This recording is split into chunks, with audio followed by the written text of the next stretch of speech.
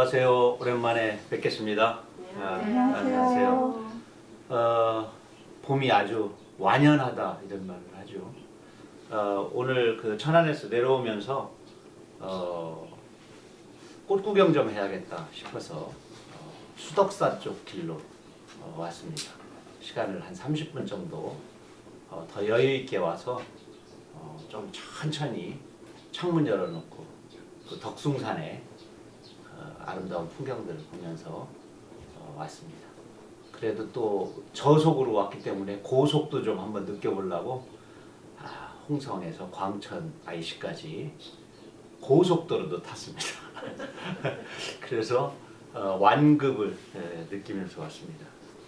본래 이제 새로 온 이 프로그램이 하나 올해부터 생겼는데 이름을 시심이라고 우리 결성향교 장명가로 이름 높으신 우리 이현조 시인이 시심이라고 했는데 이 국어사전에나 이런 데는 없는 단어입니다. 그래서 시심을 치면은 빨간 줄이 딱 뜨는데 시 깊이 있기 또 시 심드렁하게 쳐다보기 이럴 텐데 한자가 깊을 심자를 이렇게 해놔서 한문으로 그대로 풀이하면 이제 시가 주어가 되고 심이 서술어가 되어서 시가 깊다. 근데 아마 지을 때는 시를 좀 깊이 읽었으면 하는 그런 느낌으로 깊이 느꼈으면 하는 느낌으로 아마 이현조 시인이 제목을 달지 않았을까 이런 생각을 했어요. 그래서 그냥 저는 시는 깊다 이렇게 명제를 삼았습니다. 시라는 것에 대한 여러 정의도 있겠지만 시인이 이제 시를 쓸 때는 남이 안 본 것에 대한 새로운 각도에서 바라보는 일, 또 예전에도 말씀드렸지만 평론가나 아주 막 글자를 배운 어린 아이들도 그 글을 읽었을 때 느끼고 또 평론가가는 깊이를 닿으려고 발버둥을 쳐도 바닥을 짚을 수 없을 만큼의 깊이가 작가에게 준비되어야 된다 이런 말씀을 올린 적이 있었는데 그래서 요 시심 시간에는 이정록의 산문집 시인의 서랍과 시가 안 써지면 나는 시내버스를 탄다. 또 근자에 제가 연재하고 있는 제 시의 짧은 산문을 달아서 연재하는 것에서 한 편 정도 필요에 따라서 이렇게 안배해서 하도록 하겠습니다. 오늘 시인의 서랍 읽기 앞에다가 이렇게 헤드셋을 딱 해놨죠. 그래서 이제 듣는 시간, 또 낭독 중심으로 하도록 하겠습니다. 제 시집 중에 그 어머니 학교라고 하는 시집의 뒤에 해설을 돌아가신 황현산 평론가님이 이렇게 달아주셨는데요. 황현산 선생님께서 이제 돌아가시고 나서 우리가 이제 추모의 시간을 가질 때 서울에서 이렇게 그분의 산문을 낭독하는 시간을 가졌는데 아나운서 한 분이 와서 낭독을 하는데 정말 그 새로운 느낌이었어요. 내가 눈으로 읽을 때하고 달리 목소리로 변화되어서 내가 귀로 들으면서 또 눈으로 볼 때 그 행간 문장 사이에 묘한 이미지의 집과 사색의 어떤 둥우리가 생기는 것을 보고 언젠가 이런 프로그램이 생기면 제 글 속에 어떤 풍경은 어떨까, 또 둥우리에는 정말 새들이 지저릴까 이런 것들을 한번 느끼는 시간을 가져야겠다 했는데 때마침 이 시심 코너가 생겨서 오늘은 그렇게 한번 진행을 해보도록 하겠습니다. 그래서 좀 왁자지껄하고 또 무엇인가 어떤 이론을 듣는 사람에게 이렇게 일방적으로 뿌리거나 내려주고 이런 것보다는 언어가 가지고 있는 기본적인 온도와 그 번짐, 스밈 이런 것들을 고요하게 느껴보는 그런 시간으로 삼아보려고 합니다. 시작이니까 먼저 제가 먼저 조금 읽고요. 그 다음에 함께 해주시는 우리 김현자 또 주혜진 차례차례 이렇게 오덕근 선생님까지 나누어서 읽으면서 또 서로 대화도 나누고 또 질문도 받고 이러도록 하겠습니다. 낭송하도록 하겠습니다. 세상 모든 말의 뿌리는 무엇다. 모든 말의 태반은 어머니다. 어머니에게서 멀어지자 내 잡종 말은 술찌개미를 먹은 것처럼 비틀거리기 시작했다. 어쩌다 나누는 말은 틀 위에 끊어지는 국수토막같이 뚝뚝 부러진다.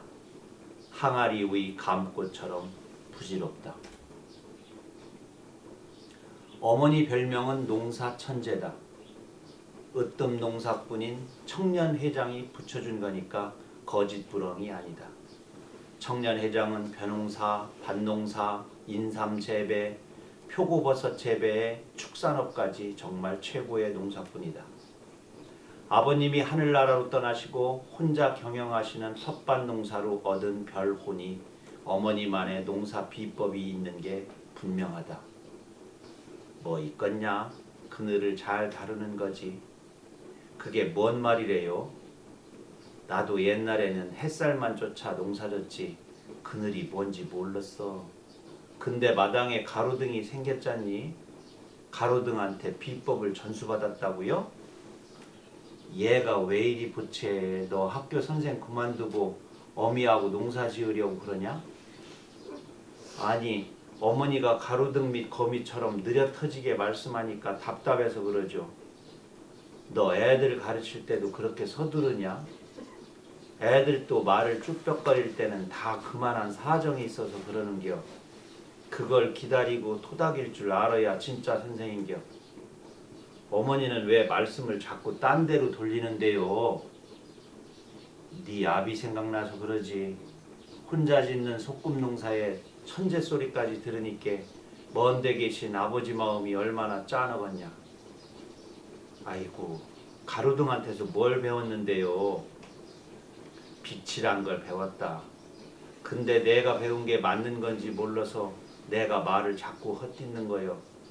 너한테 잘못 가르치면 안 되잖여. 네가 애들한테 말하고 또 글에다 옮기면 너나 나나 죄 짓는 거니까. 알았어요. 내가 애들한테도 말 안 하고 글로도 쓰지 않을 테니까 말씀해 보세요. 가로등 밑은 아무것도 안 돼요. 들깨도 안 되고 강낭콩이니 녹두도 넝쿨만 뻗고.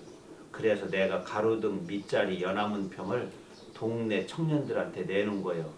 시멘트 입혀서 동네 주차장으로 쓰니까 얼마나 좋으냐. 그런데도 텃밭으로 빛이 쳐들어오는겨. 그래서 거기다 비닐하우스를 세웠지. 그러고는 하우스 기퉁이에 방울토마토 4그루를 심었는데 이놈들이 비닐하우스 천정까지 자라서 포도송이처럼 주렁주렁 토마토를 매다는 거요. 하우스라 따뜻하지. 또 밤에는 가로등이 눈부시게 비추니까 밤낮 없이 이런 거지. 그 방울토마토로 온 동네 연화문집 다 먹고도 남아서 물러 터진 건 염소도 주고 송아지도 주고 아주 방울토마토 잔치를 했어. 그 하나로 농사박사 농사천재가 된 거예요. 텃밭 귀퉁이 호두나무 밑에다 취나무를 심었지. 산에서 20포기쯤 옮겨다 심었는데 두어에는 산이 그리운지 꼼짝 않더니 몇 년 전부터는 낫으로 베서 동네 사람들 한 푸대씩 나눠주지. 그것도 방울토마토 마냥 설이 내릴 때까지 먹어도 돼. 남는 건 염소도 주고 송아지도 주고. 그래요. 내가 올해 결정적으로 고추 재배법을 한 가지 더 발견했지. 고추란 게 햇빛이 좋아야 탄저병도 안 걸리고 붉게 잘 여무는 건데 난 반대로 아사기 고추 4포기를 담벼락 밑 가장 후미진 데다 심었어야 하루 종일 햇빛이 햇볕이 2시간이나 들라나? 근데 이 오이고추가 맨날 그늘이 드니까 여물지 못하고 자꾸 풋고추만 매다는 거요. 얼마나 연하고 맛있는지 또 그놈을 동네 사람들한테 한 바가지씩 나눠주니까 붙어댕긴 이름이요. 그건 염소 안 줬어요. 그러니까 우연히 붙은 이름이네요. 어라? 어미를 우습게 보는겨? 나눠주면서 내가 동네 청년들한테 한마디씩 보탰지. 청년들 나이가 다 50이 넘었어야 누구한테 뭘 배우긴 어려운 나이인데 내가 말하면 잘 들어. 뭐라고 했는데요? 인생 농사도 그늘 농사라고 했지. 아내 그늘, 자식 그늘, 지 가슴속 그늘, 그 그늘을 잘 경작해야 풍성한 가을이 온다고 말이요. 그럴듯하네요. 돈이니 여자니 술이니 화투니 재밌고 따순 햇살만 쫓아다니면 패가 망신 쭉정이만 수확하니께 그늘 농사가 더 중하다고 말이요. 걱정거리 없는 사람이 어디 있겠냐. 그 그늘진 담벼락에서 고추도 나오고 취나물도 나오는 거니까 말이요. 어미 말이 어떠냐. 그늘 농사 잘 지어야 인생 늙음하기 방울토마토처럼 주렁주렁 풍년이 되는 거요. 천재 소리 들을만 하네요. 그늘이 짙으면 노을이 되고 단풍도 되는겨. 사과도 홍시도 다 그늘이 고여서 여무는 거요. 뭣도 모르는 것들이 햇살에 익는다고 하지. 한 잔 따라봐. 너나 나나 그늘 농사뿐이지만 말이요. 맞다. 세상 모든 말의 뿌리는 모어다. 모어의 대공을 타고 꽃이 피고 슬픔도 주렁주렁 열매 맺는다. 눈물이 서말이라도 꿰어야 보배다. 이 시인의 서랍에 처음에 있는 산문인데요. 이게 참 한글 읽기가 쉬운 게 아니에요. 중간중간에 이렇게 버퍼링이 좀 났습니다. 또 이게 제가 노안이 왔는데 근시로 와가지고 안경 쓰고 조금 이렇게 멀리 떨어져 있습니다. 가물가물 흐리흐리돼서 글자를 자꾸 놓쳤습니다. 죄송합니다. 그래도 이제 여러분들은 그늘 농사를 잘 지시는 분들이니까 제가 조금 틀리게 읽어도 잘 알아먹겠죠. 그 시기 심다라는 뜻이 심다. 그 심다 뒤에 나무가 나오니까 이번에는 이제 나무를 심는 날 이렇게 됩니다. 식목이라는 게 나무를 심다 이렇게 됩니다. 4월 3일 날 엊그제 그 선산에서 한식 차례를 지냈습니다.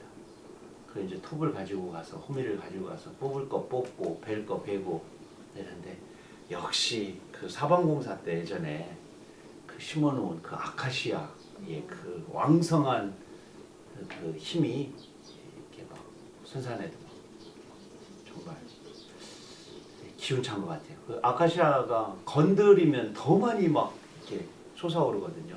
밑에 자르고 이러면은 자기도 이제 살려고 뿌리 쪽으로 에너지를 더 모으는 거죠. 그때 이제 오리목나무도 심고 소나무는 막 빨리 속성으로 해야 되기 때문에 미국산 그 리기다 소나무 막 이런 걸 많이 심고 또 막 이렇게 토양이 유실되니까 중간중간에 쌀이나무, 홍쌀이 있죠. 바지게 만드는 거. 그거를 또 심어가지고 토사의 그 유출을 좀 막고 막 이렇게 했던 거 있죠. 그때는 정말 전 국민에게 빠른 시간 내에 전국 헐벗은 그 산들을 초야를 빨리 푸르게 만들어야 되기 때문에 속성수를 심어야 되고 속성수를 또 개발했죠. 수원 농촌진흥청에서 은수원 사시나무, 우리가 은사시나무라고 하는 은사시나무도 막 만들어서 심고 땔감으로도 필요도 없고 막 벌레도 많이 먹고 그런데 빠른 시간 내에 이렇게 녹화 사업을 해야 되기 때문에 이름도 식목일이었어요. 그래서 오늘 이렇게 내려오면서 야 나무 정말 나무를 많이 심으라고 하지 않아도 요즘에 많은 사람들이 이제 과실수, 유실수들을 많이 심고 그러죠. 그래서 그런 생각을 했어요. 야 식목일에 식목보다 더 중요한 게 이제 나무를 사랑하는 일, 아끼는 일, 관리하는 일 이런 게 아니고 그래서 우러를 앙자를 써서 앙목이라든가 또 볼관자를 써서 관목이라고 하든가 사랑 애자를 써서 애목이라고 하든가 좋아할 호자를 써서 호목이라고 하든지 이런 어떤 이미지를 많이 사람들한테 이야기하였구나 이런 생각이 들었어요. 예전 표어 그거 생각나요? 산산산 나무 나무 나무 16자로 표현을 대부분 하잖아요. 네 글자 네 글자 네 글자 네 글자. 근데 그렇게 산산산 나무 나무 나무 그렇게 엄청 강렬했던 그런 표가 압축적인 하나도 비유도 없는 쉼표만 있었던 생각나는 그런 시간이었던 것 같은데 하여튼 오늘 청명이고 또 식목일인데 아주 만물이 가장 왕성하게 지금 생동 기원하는 그런 어떤 날씨죠. 근데 이 열대성 어떤 기후 변화 때문에 식목일 날짜도 좀 당겨야 된다 이런 얘기를 많이 하네요. 한 3월 한 20일 정도 뭐 이렇게 정도 당겨야 된다고 합니다. 어떻게 한 말씀 좀 어떻게 들어보니까 또 어떠셨습니까? 저는 네. 지금 유튜브 한 거하고 선생님이 직접 읽어주신 거하고 네. 비교가 되더라고요. 근데 훨씬 맛깔스러운 거는 역시 말투 이런 것도 좀 작용을 하는 것 같아서 선생님이 하신 게 이 내용하고는 조금 궁합이 더 잘 맞는 것 같아요. 요거 저기 그 나중에 다 편집되는 거 아시죠? 그런가요? 아니 전문 그 성우가 그 탤런트가 하는 게 좋겠죠. 근데 손현주 목소리가 이번에 보니까 이걸 듣다 보니까 좀 중성적인 여성성이라고 그러나 좀 그런 목소리가 좀 있는 것 같아요. 그 자분자분하고 섬세한 그런 느낌이죠. 원래 목소리 좋은데. 그 무렁무렁한데. 네, 좀 약간 굵으면서 목소리가 엄마 앞에서 애교 부리느라고 그래서 그러나? 그런가? 우리 혜진 쌤은 울컥하는 생각이 들고요. 요 글 아니더라도 혹시 네, 또 엄마가 많이 생각이 들더라고요. 그러니까 선생님이 읽어주실 때 이런 아버지 돌아가시고 엄마 혼자 좀 오빠랑 잘 살고 있는데 계속 외로워하시고 쓸쓸해하시고 아버지를 잊지 못해서 계속 아버지가 보이시고 이래서 이런 언니들 뭐 집으로 이렇게 계속 이렇게 다녔거든요. 네. 근데 엄마가 많이 생각이 났어요. 보면 이 어머니 얘기하니까 글 쓰는 사람들이 이런 말을 해요. 제발 좀 엄마 얘기를 그만 쓰자. 글 쓰는 사람이 무슨 엄마가 사골이냐? 막 이런 정말 많이 우려먹는다 하는데 우려도 진국이 나오는 그 어머니한테는 그 원죄의식 같은 게 있어요. 불효자든 효자든 간에 잘하려고 그래도 잘 못하고 또 잘못하는 놈은 더 언젠간 잘할 거야 이런 마음들의 충돌이 계속 있으니까 글 쓰다가 이렇게 어머니 얘기를 쓰다 보면은 뭐 이렇게 조총같이 늘러붙는다거나 그런 느낌이 들 때가 많아요. 근데 남자들이 잘 표현 못해요. 퉁퉁퉁퉁 거리고 그렇죠. 근데 근자에 또 아버님을 여의어서 마음이 또 더 짠해졌을 것 같아요. 우리 한 말씀 하셔야죠. 저는 이런 생각을 했어요. 이 어머니를 데려가면 지루할 새가 없겠다. 밤새워서 얘기해도 날 새는 줄 모르겠다. 어머니랑 저랑 그런 풍경이 그려졌거든요. 옛날에 저희 가족 풍경 중에 하나가 이제 그려지는데 늘 재밌었어요. 그렇게 항상. 그리고 늘 뭔가 새롭게 반추하는 그런 기절들이 하나씩 퉁퉁 튕겨서 나오면 그 재밌어가지고 오랫동안 생각하고 그랬었는데 이 어머니 모습이 바로 그런 어머니 모습이 아닌가. 근데 이게 정말 자의적이지 않고 진짜 어머니 모습이잖아요. 어머니 입에서 나온 어머니 말씀들이잖아요. 그렇죠? 근데 그냥 뭐 이게 그냥 뼈 있는 말인데도 또 거기 함축된 말이 많은데도 불구하고 그냥 이 생활 속에서 쭉 던져지는 말들이 너무 자연스럽고 좋아서 진짜 이게 이것이 정말 좋은 그릇 같은 느낌?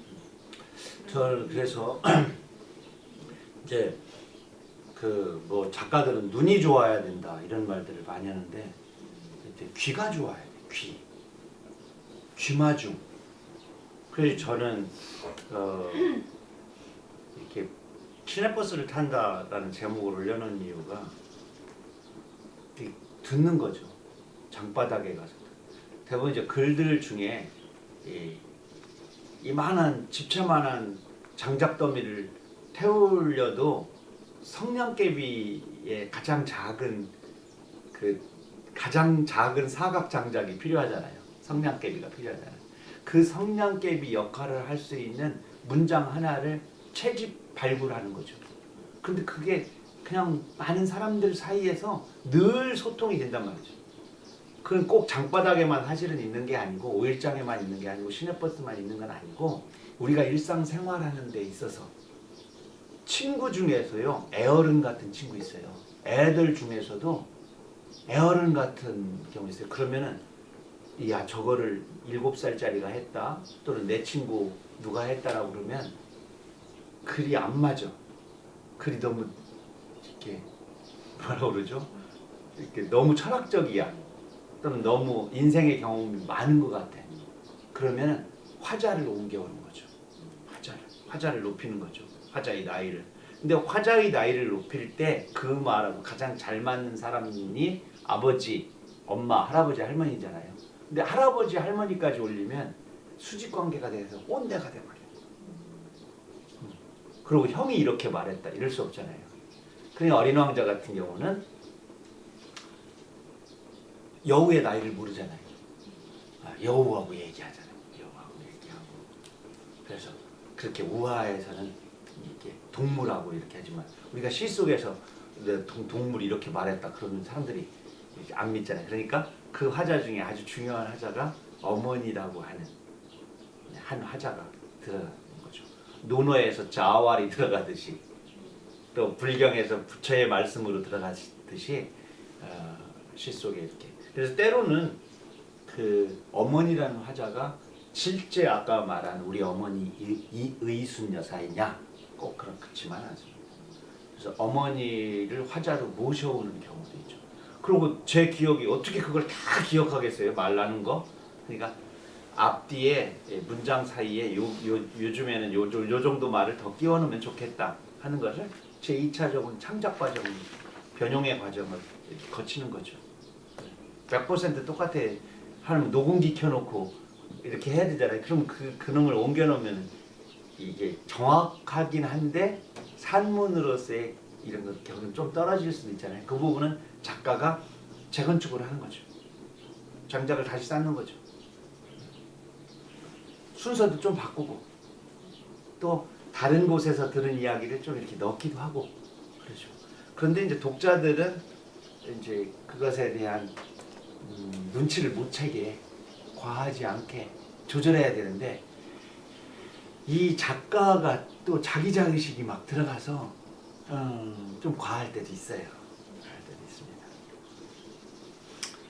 산문만 계속 읽으면 그러니까 이번에는 저 밑에 시를 줍다 이어서 시 한 편을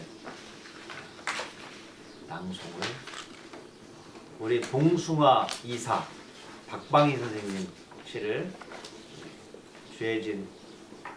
주혜진 학생이 읽도록 하겠습니다.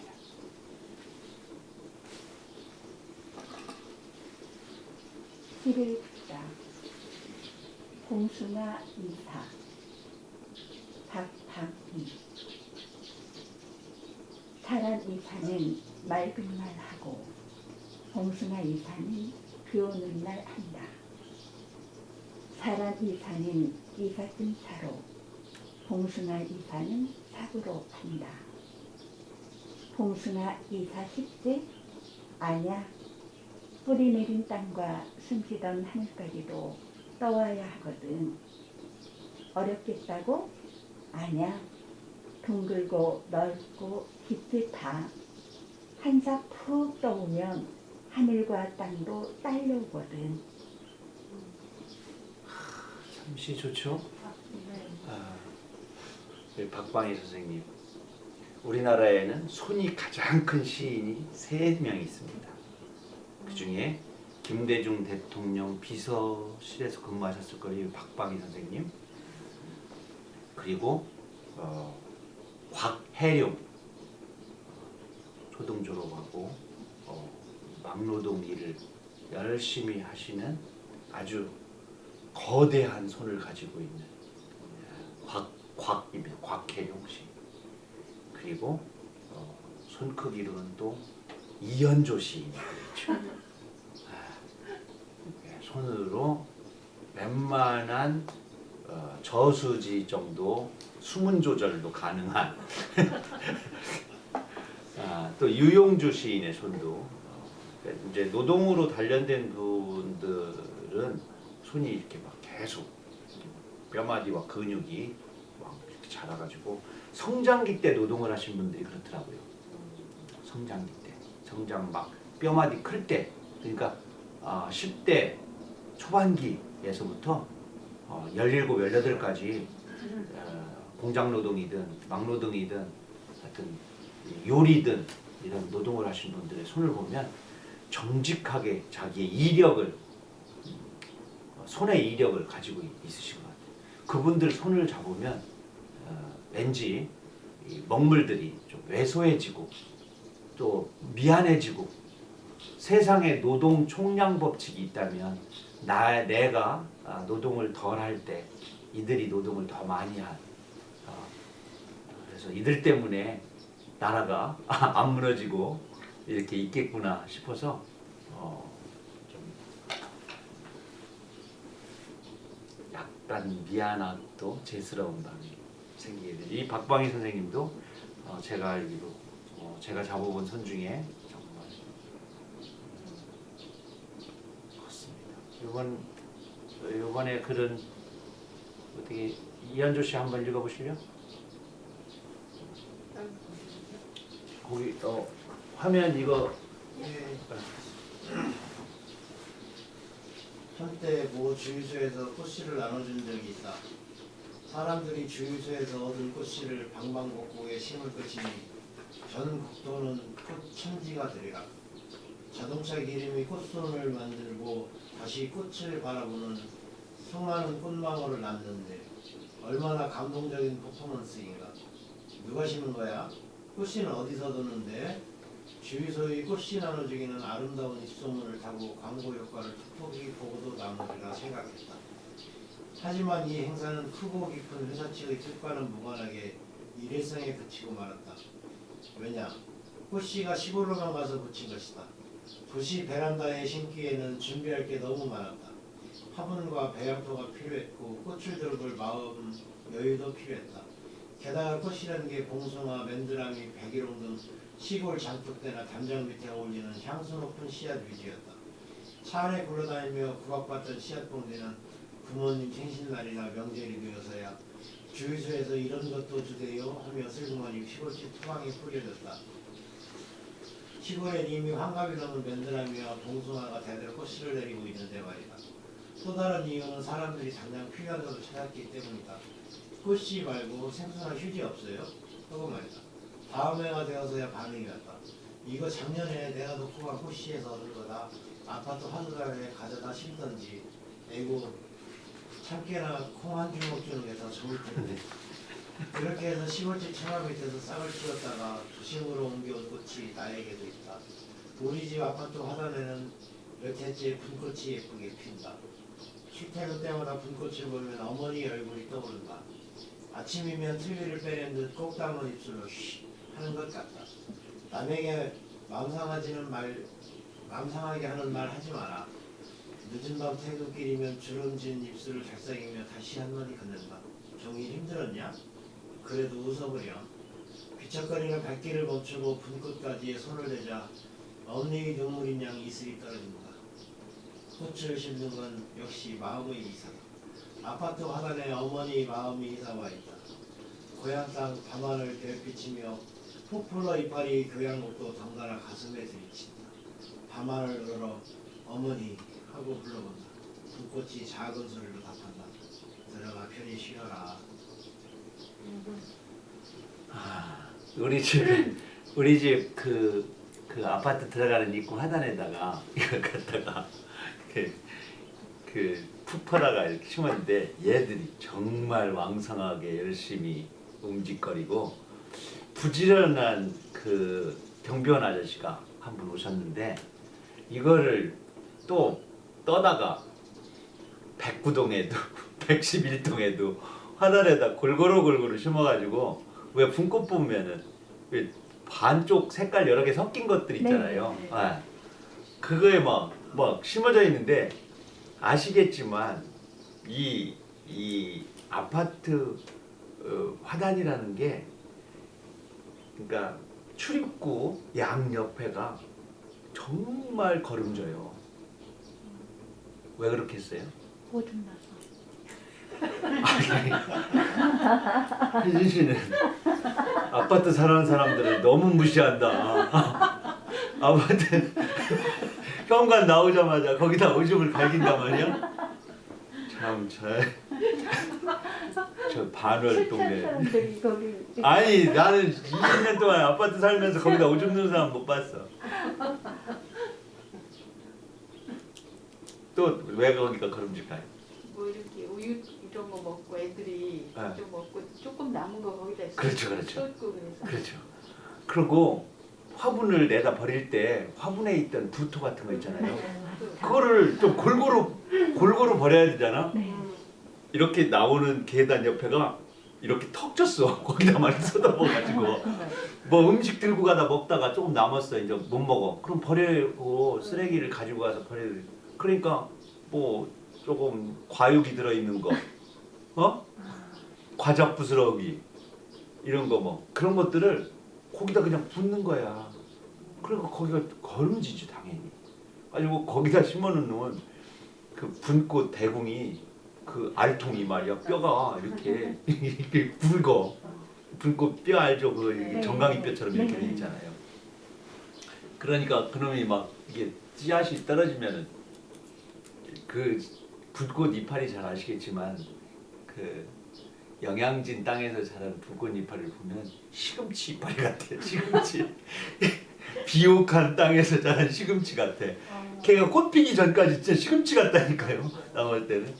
그래서 또 시금치가 왜 여기 나오지? 이랬다가 보면은 또 꽃 피고 근데 정말 오랫동안 펴요. 분꽃이. 예, 지금도 이렇게 분꽃 이렇게 나올 때마다 SK 주유소에서 옛날에 나눠줬던 것 같은데 그래 가지고 꽃 양귀비도 생기게 되고 또 막 이상한 이름도 잘 모르는 꽃들이 시골에 많이 점령된 많은 부분들이 그때 행사해가지고 그렇습니다. 혹시 땅멀미라고 들어보셨어요? 네, 두 가지를 쓰더라고. 하나는 버스를 오래 타고 갔다 차를 오래 타고 갔다가 사람이 갑자기 땅을 딱 디디면 그 어지러지라고 그 잠깐 주차장에서 아주머니들 이렇게 앉아 있지 어지러서 땅 짚고 앉아 있어 이렇게 빙빙 돌아서 땅멀미.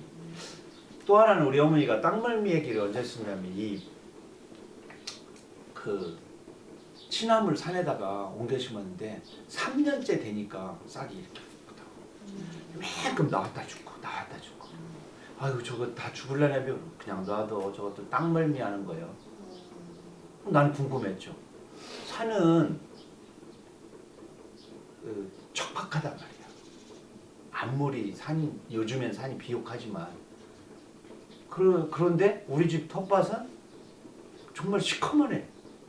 텃밭은 대부분 막 음식 쓰레기 갖다 버리고 개똥 갖다 버리고 막 또 이웃집 축사하는 양반 괜히 말도 물어보지도 않고 저기까지 갖다 버리기 어려우니까 우리 밭에다 그냥 막 이렇게 해놔가지고 땅이 너무 비옥한 나머지 연탄재를 꽂아다가 막 이렇게 섞고 막 이럴 정도였단 말이야. 그런데 이해가 가죠. 왜 이렇게 비옥한 땅에 왔는데 그늘도 호두나무가 딱 있으니까 그늘도 알맞은데 여러분이 땅 멀미하는 거라고. 그 뭐예요? 그랬더니 지 떠나온 곳을 그리워해서 그런데. 자기 떠나온 곳을 그리워해서 저 몸살 앓는 거래. 야, 그런 말을 들었을 때 우리가 이게 A는 B다라고 정의를 한단 말이죠. 그 A가 관념적이고 심리적이고 그러면은 B라는 것을 정의를 할 때는 구체적이고 묘사적으로 풀어내야 된단 말이야. 그럼 구체적인 어떤 현상을 매우 철학적으로 또 이렇게 풀이하는 과정에 뭐가 들어가느냐면 대상에 대한 애정과 이해가 들어가요. 이 말은 뭐냐면 제 땅멀미에 이 말은 너 옮겨다 심어서 미안하다. 네가 있던 땅에서 자랐으면 이렇게 몸살하지 않을 텐데 에? 내가 새끼들하고 나도 먹으려고 땅 노는 거 비기 싫어서 너라도 갖다 심어오면 그래 우리도 먹고 땅 노는 거 쳐다보는 저 뻘건 땅 쳐다보는 걸 못하잖아. 어른들은 농사 오랫동안 지은 분들 거기다 취나물이라도 심으면 내 마음 땅 노는 땅 파랗게 해놓으려고 내 마음 치료하려고 멀쩡하게 터잡고 사는 너를 여기다 옮겨와서 미안하구나 하는 대상에 대한 배려와 연민과 이해가 들어있어.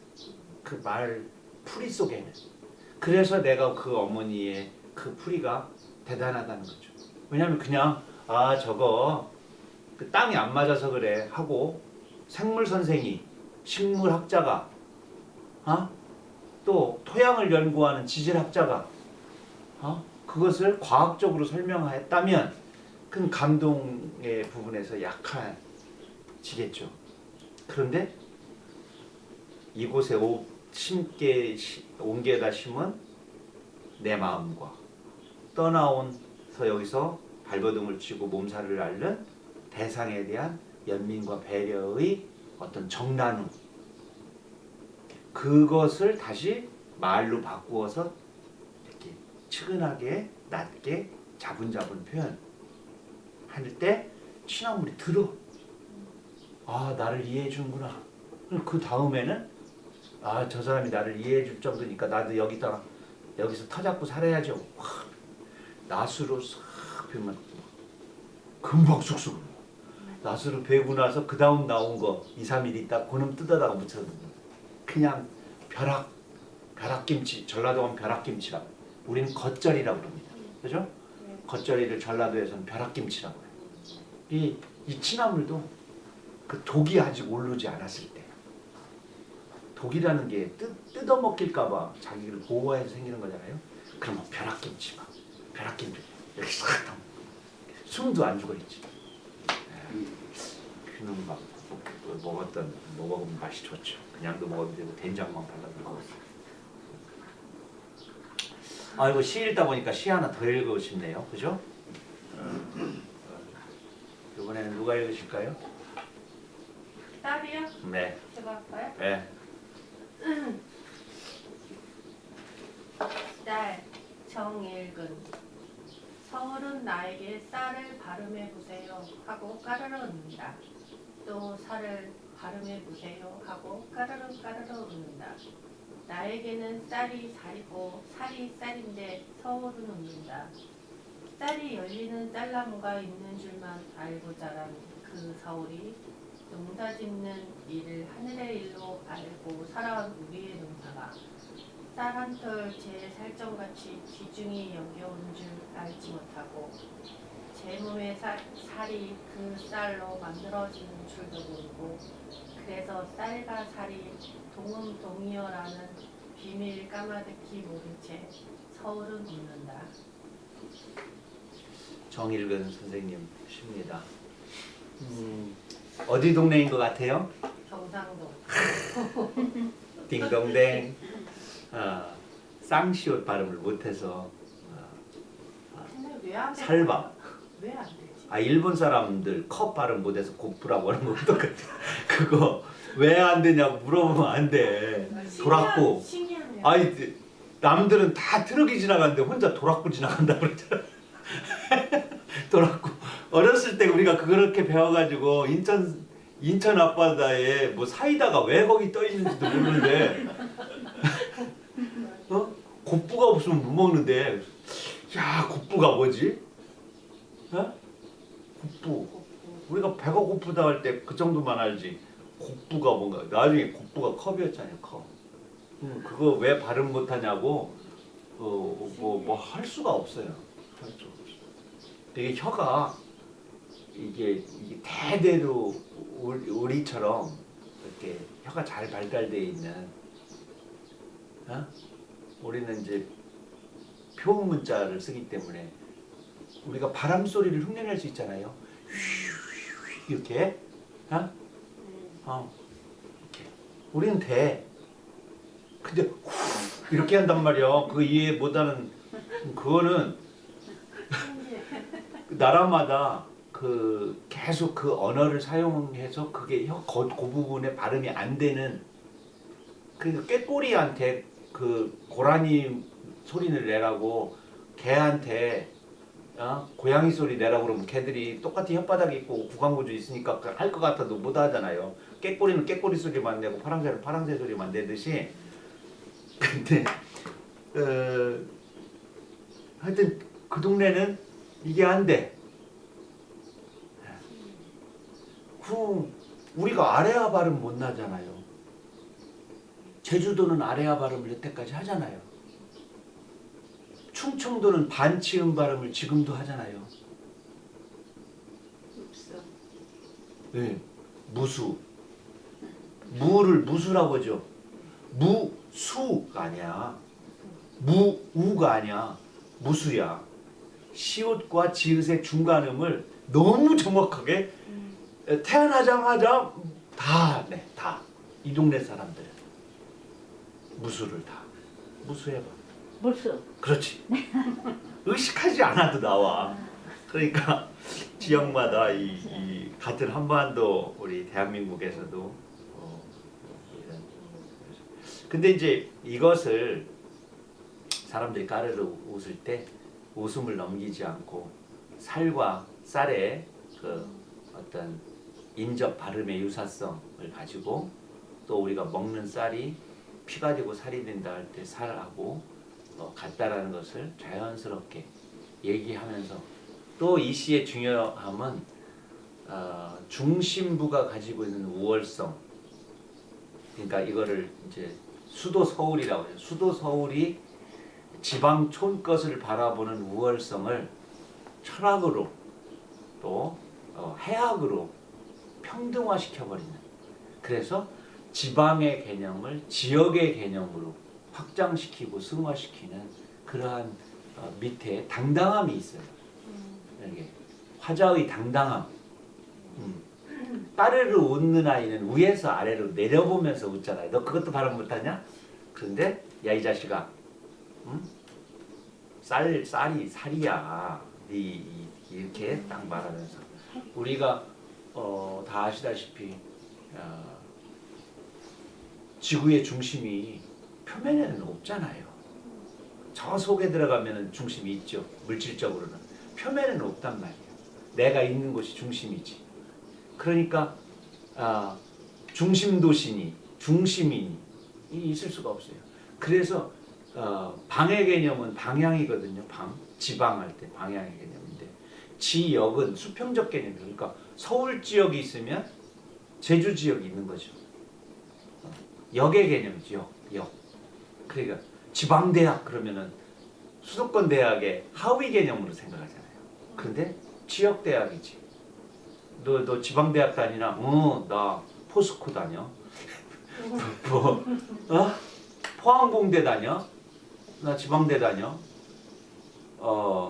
만약에 서울에 있는 변두리 대학은 얘기하지 않겠습니다. 아주 서울의 중심부에 있는 아주 현찮은 대학이 저 지역에 있는 아주 좋은 대학을 너 지방대야 이렇게 말할 수가 없잖아요. 그래서 이런 어떤 안에 주체적, 수평적 당당함이 이 시에 깔려 있는 게 아닌가 이런 생각이 들고 제가 산문을 좀 덧댔습니다. 당연히 또 이번에는 누가 읽어야겠죠? 제가 아, 네. 아유, 이번 그 1분기 장학생 장학금 지급됩니다. 살 한 포대. 살과 쌀은 부부처럼 한 몸이기도 하고 때로는 남남이기도 하다. 살을 뺄 때는 살살 내보내야 한다. 한꺼번에 쌀쌀맞게 몰아내면 숨어있던 주름살이 딸려나와 건ner게 된다. 눈에서 물을 빼낼 때도 살살 빼내야 한다. 눈바닥이 쌀쌀 쓸려 나오면 겨의 잔뿌리가 드러나 말라버리기 때문이다. 우는 아이도 살살 달래야 한다. 자꾸 윽박지르면 성깔만 쌀쌀 맞아진다. 사랑도 살살 나눠야 한다. 저 혼자 힘자랑하듯 쌀쌀맞게 몰아쳐서는 안 된다. 쌀쌀거리다 돌아오면 이불 속 하얀 쌀밥 한 그릇이 삶의 허기를 살살 다독여 주었다. 쌀은 벼에서 나온다. 벼화가 들어가는 한자엔 좋은 뜻의 글자가 많다. 평화로울 화, 향기 향, 빼어날 수, 가을 추, 화목할 목, 싸울 적 등 쌀은 최고의 덕목을 낳는다. 부와 평화와 힘의 상징이기 때문이다. 평이란 한자는 쇠수랑을 본뜬 상형 한자이다. 쇠수랑은 땅을 고르게 하는 농기구이다. 그러므로 평화란 말을 들여다보면 너와 내가 고르게 밥을 나눠 먹는 아름다운 풍경을 읽어낼 수 있다. 쌀이라고 발음하는 너와 살이라고 읽는 나를 아우르는 두레쌍이 있다. 쌀밥 한 술 크게 떠넣고 얼굴 마주보며 살살 씹어보는 삶의 기쁨. 그게 바로 향이자 화인 것이다. 참 옛날 그 쌀밥을 이밥이라고 해죠. 그래서 지금 이밥나무가 있죠. 이밥나무. 그리고 조밥을 이제 조밥나무. 그래가지고 그 색깔. 그게 언제 펴요? 조밥은 이제 필 때 됐고요. 네. 밥은 한 5월이나 6월쯤 네. 그때 핀. 그러니까 두 개가 다 언제 펴요? 봄에. 그렇게 그러니까 봄에 핀다고 그러면 네. 조금 표현이 보릿고개. 과학적으로는 맞지. 근데 보릿고개. 그렇지, 보릿고개에 펴요. 배고파 환장할 때 저기에서 이만큼 고봉밥이 매달려 있는 거야. 그러니 그거 얼마나 퍼먹고 싶겠어. 온 마을 사람들이 허천나가지고, 어? 참 배고프면 눈도 쌀가루처럼 내리고,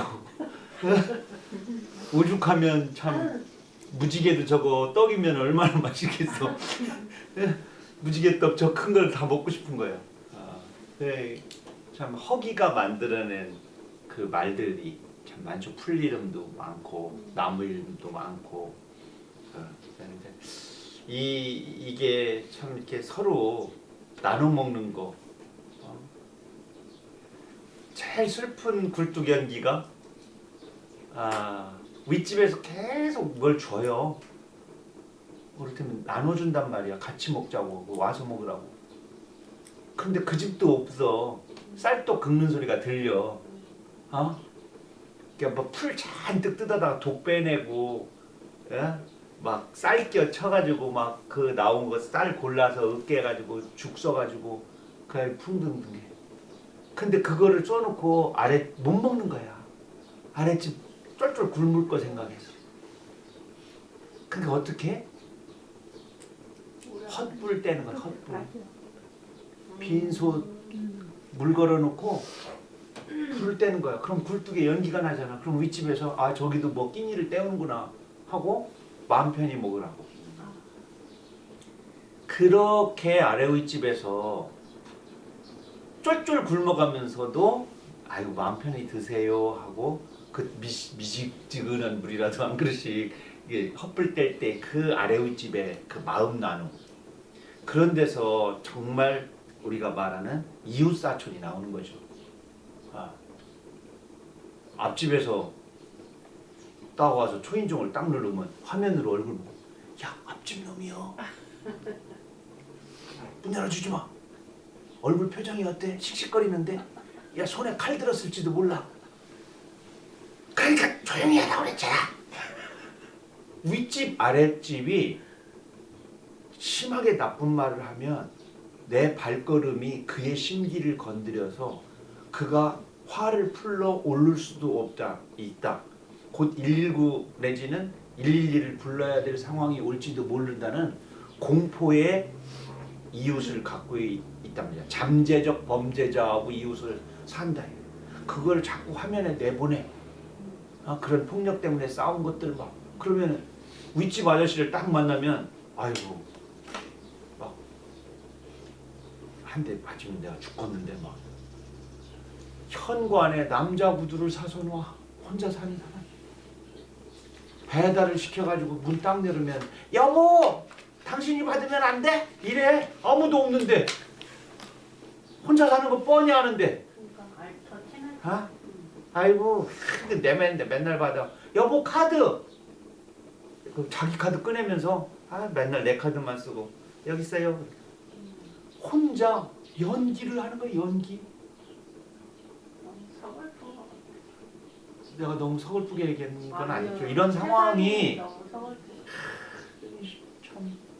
그러고 뭐 이런 대궐에 사는데도 말이요. 집 텅텅 비고 그냥 개도 저기 있고 참. 문 언제든지 열어도 되고 이게 장비만 해도 이게 하긴 향교에서 이거 들고 나가다가 저기까지 가다 보면 팔 빠지지. 예산에는 뭐가 없다? 도둑. 오늘 우리 다 있어. 아니 아빠 지금 도둑 얘기해가지고 예산에는 뭐가 없대요? 땡땡.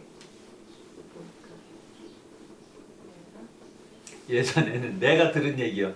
예산에는 거지가 없다. 아, 왜 그러냐니까 뭐 얻어먹으려고 계속 들어가면 2km, 1km 걸어 들어가야 과수원 한가운데 집이 있는데 가다가 개한테 물리지 가보면은 사람이 없대.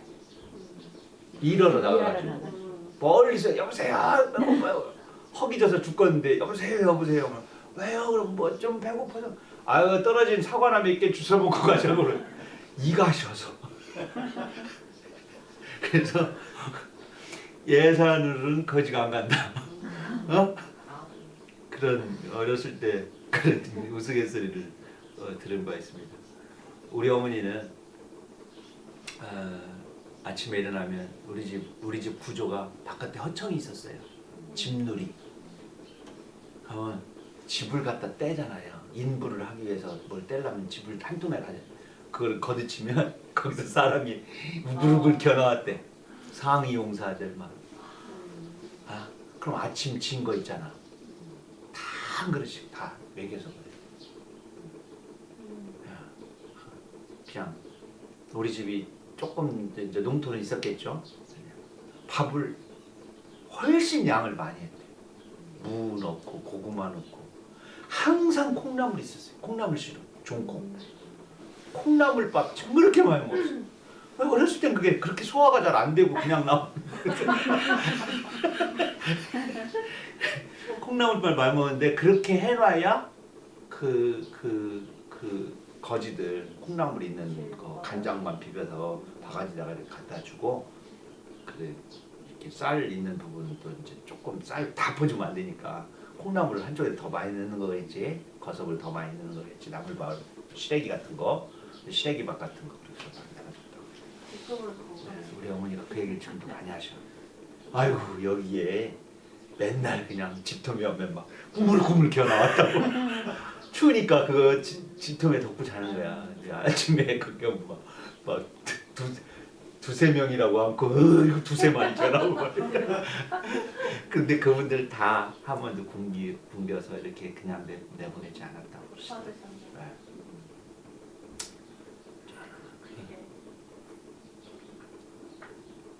좀 긴 글을 하나 또 읽겠습니다. 오늘 이 일부가 시인의 서랍 일부가 어머니 말씀이기 때문에 어머니 이야기를 또 하도록 하겠습니다. 곧 또 다음 달이면 또 우리가 또 어버이날이잖아요. 365일 어버이날이에요. 그 하루만 어버이가 살아계신 건 사실은 아니잖아요. 부엌은 우리들의 하늘. 어머니 오늘은 부엌에 대해서 한 말씀만 해주세요. 너 시 쓰려고 그러지? 얘는 인자 쓸 거 되게 없나 보네. 그러시지 마시고 아무거나 얘기해 주세요. 부엌은 잘 모르겠고 너 나왔을 때 말이요 배가 좀 고프겠냐? 그때는 식구도 많고 먹을 것도 변변치 않아서 양을 많게 하려고 무도 썰어놓고 고구마도 으깨서 밥을 풀 땐디 먹어도 배가 허한 거요.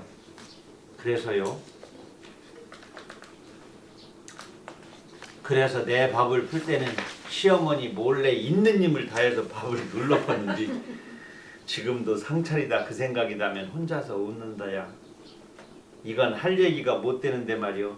밥을 그렇게 눌러서 퍼놨는디 네 삼촌들이나 딴 식구가 먹어버리면 어쩌겠냐. 나만 속상하고 나 뜨겁지. 그래서 내 밥은 숭늉 드릴 때 따로 갖고 들어갔는데 그래도 나 혼자 속이 뜨거워서 내 밥을 풀 때는 좀 모양이 안 나게 컸지 뭐냐. 주걱자국을 그릇가에 착 발라서 들어가면 시어머니가 그러는 거예요. 얘야 너만 그렇게 몹쓸 밥을 먹어서 어쩐다냐 하고 말이요. 그때 내 가슴이 어쩌겠냐. 쿵덩쿵덩 가로세로 다름질치고 달아오르고 그랬지. 한 번은 그렇게 퍼가지고 부엌문을 나서는디 웬 거지가 들이닥쳐서 그걸 반 떼어준 적도 있지 뭐냐. 근데 마음은 요상하게 편하더라. 이런 얘기도 시가 되냐? 시 쓰려고 그러는 거 아니에요. 그럼 뭐하러 새꽃맞게 얘기는 하라고 하냐? 그냥 얘기하고 싶어서 그래요. 웃기지 말어. 네가 쓰는 시라는 거 거짓 내 얘기 받아 적은 거라고 먼저 번에 왔던 글 쓴다는 네 선배가 그러더라. 너 그러니까 이 어미한테 자려. 글싹 받으면 어미한테도 한몫 떼주고 말이. 우리 집 부엌에는 허리쯤의 높이로 찬장이 있었다. 찬장 바닥은 시멘트로 만든 뒤 안방에서 걷어낸 노란 장판을 깔았는데 칼자국이며 화루자국 때문에 때때로 찬장 바닥은 살아있는 듯 인상을 쓰기도 했다. 그곳에는 항상 상보를 쓴 작은 밥상이 있었다. 묵은 동치미에 간장 한 종지, 갈치꽁지를 넣고 졸인 비린 콩자반이 밥상을 지키고 있었다. 그리고 그 작은 밥상 뒤편에는 조왕신처럼 늘 술병이 있었다. 아버지는 사내가 부엌에 들락거리면 안 된다고 헛기침을 놓으셨지만 어머니의 핀잔을 피해 당신도 한나절에 대여섯 차례씩 부엌을 출입하셨다. 아버지의 술병 뒤에는 가는 소금 한 종지가 놓여 있었는데 그것이 아버지의 변함없는 안주였다. 고춧가루도 조금 섞여 있고 반찬 부스러기도 거뭇거뭇 박혀있는 아버지의 안주. 젓가락도 없이 검지로 찍어 올리시던 소금. 입속으로 들어갔던 손가락을 빨며 부엌문을 나서시던 아버지. 입과 손가락을 다시던 소리가 지금도 들리는 듯하다. 낯술과 어울리는 사람은 세상에 없다. 아버지는 대한전선 선풍기를 틀어놓고 다음 술참 때까지 문지방을 베고 누워 계셨다. 간경화에 수북하게 부어오른 배, 술과 소금이 만나는 아버지의 복부는 바닷물처럼 출렁거렸다. 곁에 있던 하늘색 선풍기는 등대처럼 목을 빼고 아버지를 향하여 순풍을 내뿜었고 아버지는 만선의 고깃배처럼 순항하고 있었다. 겉보기에는 그랬다. 냉동시설을 제대로 갖추지 못한 배 밑바닥 수조에서는 생선들이 썩고 있었지만 말이다. 그것을 알고 계셨는지 생선들의 형편없는 신선도 위에 아버지는 알코올과 소금을 끼얹으셨다. 그럴수록 선창은 더욱 출렁거렸다. 부엌 찬장에는 설거지를 마친 보식이며 스테인리스 밥그릇들이 엎드려 있었다. 서쪽 부엌문으로 새들어온 햇살이 노란 장판과 밥그릇을 만나 오묘한 빛으로 반짝거렸다. 막내 동생의 엉덩이 같기도 하고 목욕할 때 훔쳐본 누나의 살결 같기도 한 밥그릇들. 뒤집혀 물기를 쪽 말린 채 침묵을 지키고 있다가 때가 되면 그 큰 입으로 감자밥도 담고 무밥도 담고 고구마 밥도 담던 일 잘하던 밥그릇들 시래기국도 뜨고 아욱국도 뜨고 김칫국도 뜨던 국그릇들 부처님 앞에 엎드린 스님들의 둥근 등처럼 아름다웠던 빈 그릇들 보시기에 쓰여있던 복자와 희자만큼 간절한 축원이 있을까. 그 아름다운 마음은 둥글게 퍼지며 뒤뜰로 이어졌다.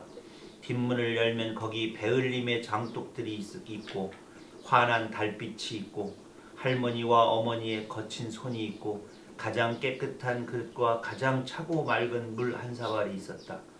장독대와 부엌 뒷문으로 이어지는 그 짧은 길에 억만 번도 넘는 발언과 조마조마한 한숨이 서려있던 것이다. 원추리 꽃이며 상사초며 버선꽃이 얼마나 간절한 마음으로 그 밤들과 함께했을까. 뒤뜰은 이 땅 어미들의 성소였다.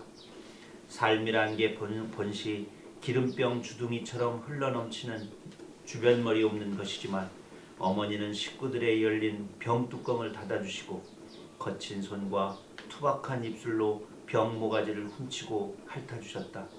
하지만 당신 자신은 얼마나 많은 상처를 안고 부엌에 드시는가. 핍박이 있는 곳에 피난처도 있는 것. 안으로 부엌문을 쥐그리고 남몰래 훌쩍이던 어머니. 그러나 곧 언제 그랬냐는 듯 김이 풀풀 오르는 밥상을 차리시고 쇠죽이며 개밥까지 일일이 다 챙기셨다. 부엌은 우리들의 하늘이었던 것이다. 어머니는 어리석기만 한 식솔들의 하느님이셨던 것이다. 비가 많이 내리면 우리 집 부엌 아궁이에는 물이 새 나왔다. 뒤뜰 처마 및 도랑이 부엌보다 높았던 탓에 비가 그친 뒤에도 며칠 동안 물이 흘러나왔다. 아궁이에 젖은 나무로 불을 지펴야 했던 어머니. 장마가 지면 어머니의 눈은 늘 벌겠다. 장마에 떠내려간 슬픈 청춘이 아니라 순전히 매운 연기 때문이었다. 그래도 밥은 포슬포슬 더 맛있고 김치전에 국수까지 비벼주시니 부엌은 도깨비 방망이가 숨겨져 있던 어머니의 요술나라였다. 아궁이에 떠있던 작은 물바가지가 새끼 잃은 어미소의 눈망울 같아서 찔끔거리고 있을 때 사내가 부엌 좋아하면 큰일 못한다고 어머니는 날 일으켜 세우셨다. 후딱 지게지고 나가서 속골이나 한 짐 배워오라고 내 등을 떠미셨다. 지게질 잘하면 큰일을 할 수 있단 말인가.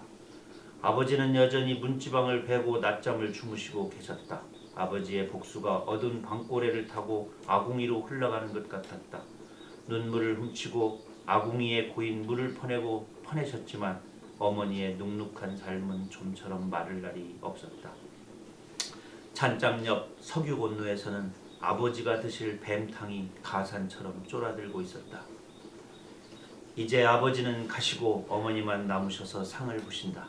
눈치 볼 시어머니도 떠나셨는데 어머니는 아직도 당신의 밥을 거칠게 푸신다. 추년 밑에 거지도 없는데 밥그릇이 허락에 반그릇만 담겨있다. 배가 좀 빈 듯해야 몸이 편한겨.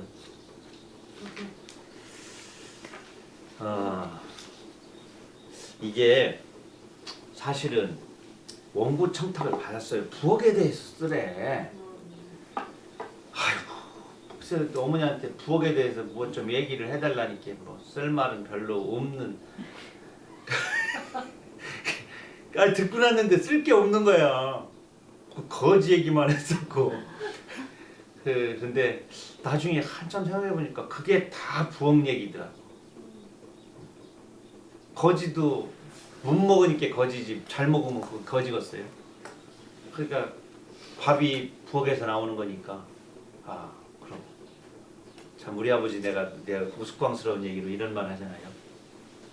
하도 안주를 안 드시니까 우리 어머니가 통깨를 볶아서 그 소금에다가 섞어놨어. 많이. 그러니까 막 흔들어 아버지가. 그럼 통깨가 위로 오르잖아. 옆으로 밀쳐. 그럼 소금만 남지. 침발 이렇게 틈을 이렇게 딱 발라. 조금 발라가지고 콕 찍어서 안주를 딱 하고 빠는데 통깨가 하나 따라 들어간 거야. 깨가. 그러니까 부엌문을 나오면서 막 화가 이만큼 났었어. 어머니를 향해서 막 눈을 희번덕 막 어떤 뭘 탁 뱉어내더라고. 그러고서 아버지가 한 명언이 있어. 어머니한테 왜요? 그랬더니 안주가 너무 기름져.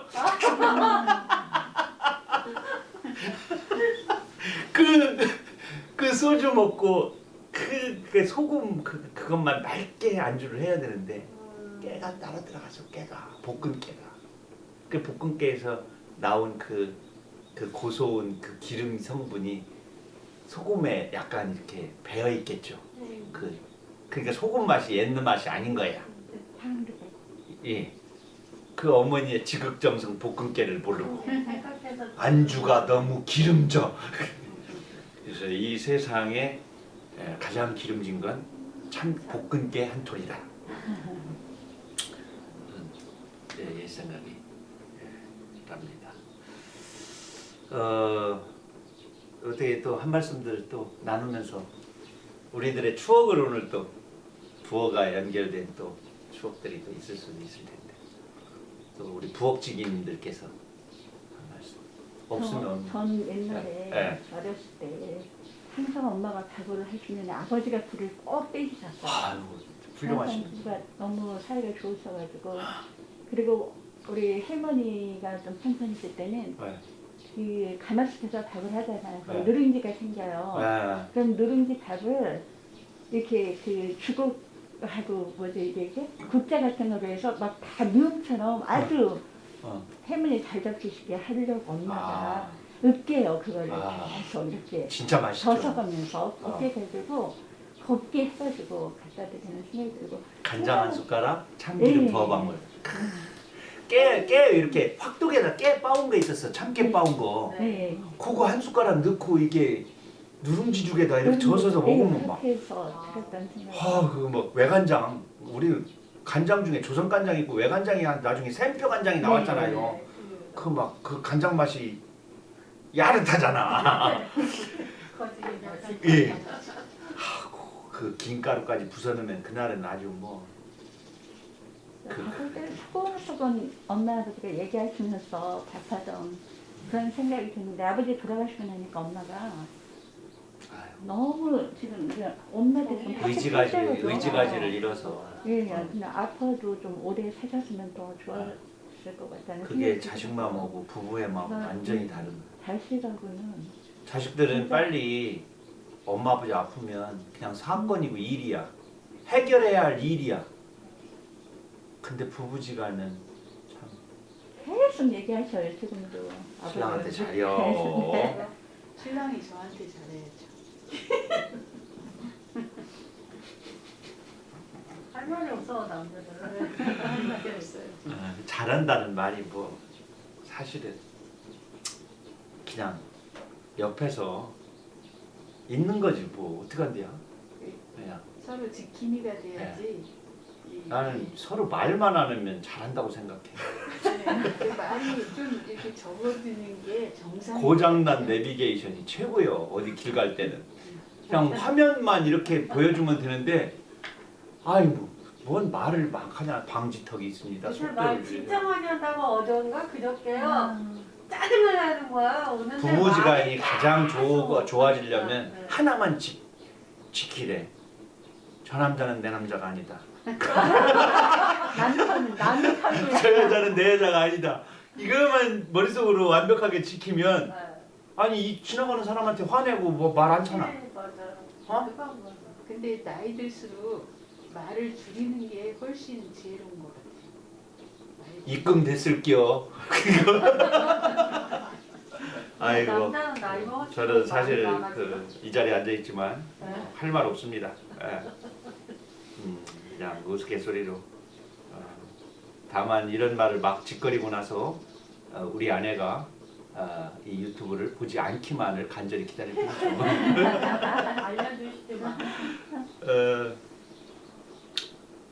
아버지 학교에 있는 사내 가수입니다. 한번 또 이건 제가 한번 낭송해 보겠습니다. 사내 가수. 아들아, 저 100만 평 예당 저수지 얼음판 좀 봐라. 다 판판하지. 근데 저 용가리 얼음장을 쩍 갈라서 뒤집어 보면 술찌개미에 취한 황소가 삐뚤빼뚤 갈아엎은 비탈밭처럼 우둘투둘하니 곡절이 많다. 그게 산의 가슴이란 거다. 울뚝불뚝한 게 나쁜 것이 아니여. 물고기 입장에서 보면 그 틈새로 시원한 공기가 출렁대니까 숨쉬기 수월하고 물결 가락 좋고 겨우내 얼마나 든든하겠냐. 아비가 부르르 성질 부리는 거 그게 다 엄니나 니들 숨쉬라고 그러는 게. 장작불도 불길 한번 솟구칠 때마다 몸이 터지지. 쩌렁쩌렁 소리 한번 질러봐라. 너도 100만평 사내 아니냐. 우리 아버지가 좀 그 기상이 좀 대차셨어요. 그 소원이 말 사는 게 소원이었어. 말. 신장로 바라보면서 신장로만 닦고 나서는 뭐여, 말 타고 내가 지나가야지. 그 말을 타고 광시장이나 청양장, 홍성장을 가고 싶은 거예요. 근데 지금 말 한 마리가 1억 5천 하듯이 그때도 말 한 마리 값이면 집을 한 채 지구도 남아야 돼요. 그렇다고 내가 아유 말 쪼락말 이런 거, 야 조랑말 살려면 야 안 사고 말지. 사다리 타고 올라갈 정도 되는 말을 해야 된다는 거예요. 휘파람을 잘 부셨거든. 이거 손 놓고 하는 것도. 손 놓고 휘파람 잘 불고 휘파람 잘 부는 사람들은 조금 그 바람기가 있어. 난 못 튀어. 근데 이게 이 젊어서 흰색 마을 하면 됐대. 하얀색. 하얀색 마을을 탁탁 하고 휘파람 쫙 날리고 머리 탁 하면 막 그냥 앵두가 우수수 쏟아야 앵두가. 내가 왜 그런지 몰라. 왜 앵두가 휘파람 싹 불고 그러면 야 뒷뜰에 앵두가 우수수 쏟아졌다고 그러더라고 우리 어머니한테. 그만큼 요염했다는 뜻이겠죠. 정말 자랑스러웠대. 누가요? 우리 어머니가 아버지가 젊었을 때 그렇게 잘생기고 멋져서. 그런데다가 막 기상이 그 얘기를 많이 인공. 아버지 8, 7살 때 이제 인민군들이 우리 집 송아지를 끌고 영등목행이, 우리 집 앞에서 이렇게 윗도로 가다 보면 이렇게 영등목행이라고 신장으로 막 들어가는데, 거기로 이제 끌고 인민군이 가져간 거예요. 송아지를 쫓아가서 막 애가 8살짜리 애가 쫓아간 거지 막.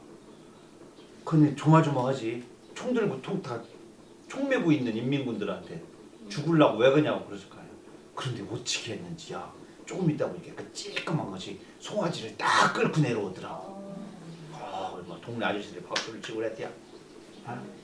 그런 거지. 기백이 비슷하네. 이 기백이 이거 우리 집 거예요. 어떻게 갖고 하시니까 제가 잘 키워놓게요. 크게 키워놓을 테니까 그때 가져가시라고. 꼴매기 가지고 잘 키워놓을 테니까. 뭐 인민군 만세 이런 거 몇 번 했겠지 가서. 안 봤으니. 나머지는 아까 내용하고 그래도 한번 읽어볼까요? 오늘 좀 아버지 얘기, 어머니 얘기 하는 날이니까. 10년 넘게 간경화를 앓던 아버지에게 사람이 덮쳤다. 원자락병원에다 가망을 다 접수해버리고 수덕사에 내려와 마지막 여장을 꾸렸다. 며칠 뒤 아버지는 수덕여관의 방값이 비싸다며 108걸음 아래쪽에 있는 제1여관으로 옮겼다. 이거 내가 재봤어요. 100걸음 조금 더 걸리는데 잘하면 108배 정도 되더라고. 그 하산길을 생각한다.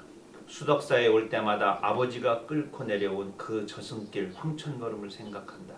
수덕여관은 여행객이 많아서 눈치가 보였을 거다. 지금은 수덕사 아래 사천리가 정비되면서 수덕여관만 남았다. 수덕여관은 이응로 화가의 아픔과 내 서름이 암곽화로 파이는 곳이다. 계속 깊어지는 곳이다. 모래 같은 눈물이 비스듬히 흘러내리는 곳이다. 아버지는 2달을 못 채우고 1993년 양력 2월 4일 새벽에 돌아가셨다. 입춘날에 저승꽃을 피우셨다. 향년 55세. 올해 나는 59살이 되었다. 나는 이제 남의 나이를 사는 대신 아버지 나이를 살아야 한다. 아버지 나이하고 똑같은 때 지나간 때가 있었거든요. 날짜까지 계산을 해서 아버지가 태어나서 4월에 태어나셔서 돌아가신 날까지 날짜 계산하는 날 그날이 딱 됐어. 와, 그 즈음에 무지하게 아팠어요. 몸이 잠도 잘 안 오고. 그래서 땡 하고 지나갔는데 그 다음 날부터 마음이 아버지보다 내가 덜 살까봐 마음 걱정을 정말 많이 했어요. 근데 55세면 우리가 술도 아버지 맨키로 좀 먹지. 게다가 아버지 하는 글 쓴다고 좀 그러지. 그래서 내가 유달리 술 먹을 때 안주를 많이 챙겨 먹는 것도 아버지가 주신 하나의 습속 유산입니다. 아버지가 안주를 너무 안 드셔서 소주를 막 이렇게 막 컵술을 드셔가지고 나는 술을 먹더라도 술을 먹기 위해서 안주를 먹지 말고 안주를 먹기 위해서 술을 먹자. 이런 내가 좀 안주를 좀 잘 챙겨 먹는 편입니다. 저희 집도 그래요. 술 안주가 부실하면 술 절대 안 먹지. 훌륭한 겁니다. 술 안주가 좋으면 술 마시고 안 좋으면 아예. 그게 좋다고 생각해요. 잘하는 일이고 술 마시지 말라고 하지 말고 그 말하는 사이에 그래도 안녕하세요라도 튀겨주고 잘 가세요라도 좀 삶아주고 그랬으면 좋겠습니다. 오늘 어떻게 첫 시간인데 산문도 또 이렇게 읽어가며 두런두런 얘기하니까 또 우리들 가슴속에 있는 여러 정서도 나오고 좋은 시를 감상하는 또 매력도 있고 그런 것 같습니다. 네. 오늘 제가 준비한 시와 산문은 여기까지입니다. 긴 시간 동안 즐겁게 잘 호응해 주시고 서로 대화를 또 깊이 있는 또 마음속에 있는 아픈 대화까지 이렇게 끄집어 내주셔서 감사합니다. 고맙습니다. 다음 시간에 또 뵙겠습니다. 네.